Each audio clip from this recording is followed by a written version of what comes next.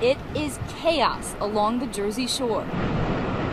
The superstorm battering the barrier islands.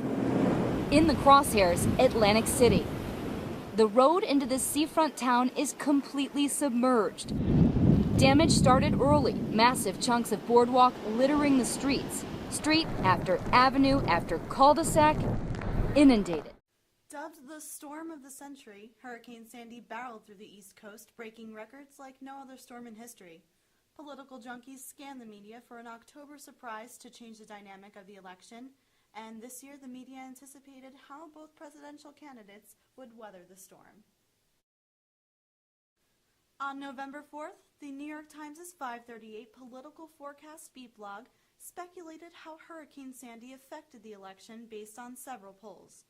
Yet, surprisingly, the left-leaning blog did not accuse Sandy of inflating Obama's polling from 73 to 86% in the last 2 weeks of the election. Instead, it was factors like Obama's victory in the second and third debate, the strong job reports encouraging news, and Democrats' early voting edge that tipped the scales. According to the New York Times, while Sandy could have been a factor in the boost, other reasons ranked primary. On the other hand, big-name Republican leader, New Jersey Governor Chris Christie, turned heads. The president's been great, Mike, I have to tell you, and I'm sorry, Joe, I was calling you Mike. It was kind of hard to hear through here, but, you know, the president's been great. I spoke to him 3 times yesterday. He called me for the last time at midnight last night. I asked me what I needed, and I said if you could expedite the major disaster declaration without all the normal FEMA mumbo-jumbo. He got right on it. I got a call from FEMA at 2 a.m. For me to answer a couple of questions, and then this morning, I understand he signed the major disaster declaration for New Jersey.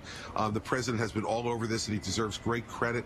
I've been on the phone with him, like I said, yesterday personally 3 times. He gave me his number at the White House, told me to call him if I needed anything, and he absolutely means it. It's been that's great. It's been very good. It's been very good working with the president, and he and his administration have been coordinating with us great. It's been.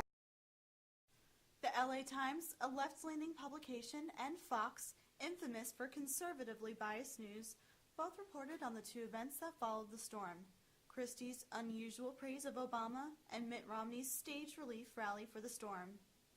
The LA Times makes a caricature of Romney's victory rally that turned into a non-campaign storm relief.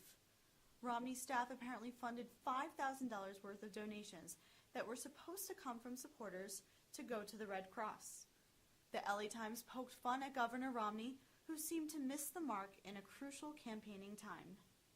However, Fox News was on the defense as they antagonized the liberal media's reports on the rally, claiming that MSNBC was opportunistically bashing Romney's food drive, saying that it doesn't matter what Republicans do, they will always play the bad guys. This article even goes as far as claiming Andrea Mitchell to be absent-minded to make the accusation that Romney's relief effort was dishonest. Chris Hayes, host of MSNBC's political commentary show Lean Forward, cracked down on Romney's charity event as well. Will not quit until this is done. We're going to box these things up in just a minute and put them on some trucks, and then we're going to send them into, I think it's New Jersey, as a site that we've identified that can take these goods and distribute them to people who need them. Oh, it's hard out there for a presidential candidate who is utterly irrelevant to the massive relief effort President Obama is running in the aftermath of this week's historic storm.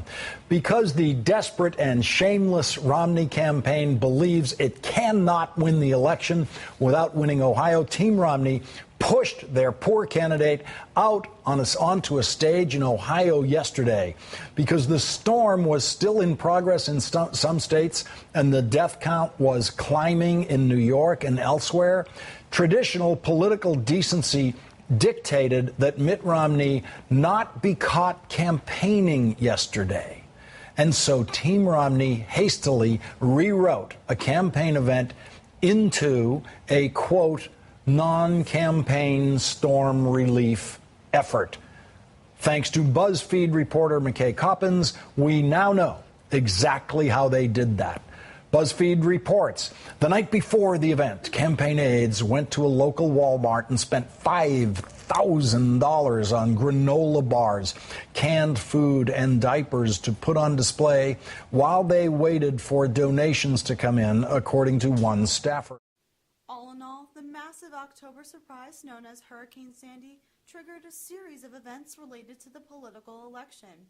While different news mediums had news slants covering Obama and Romney's campaigns, it is clear that Sandy made waves.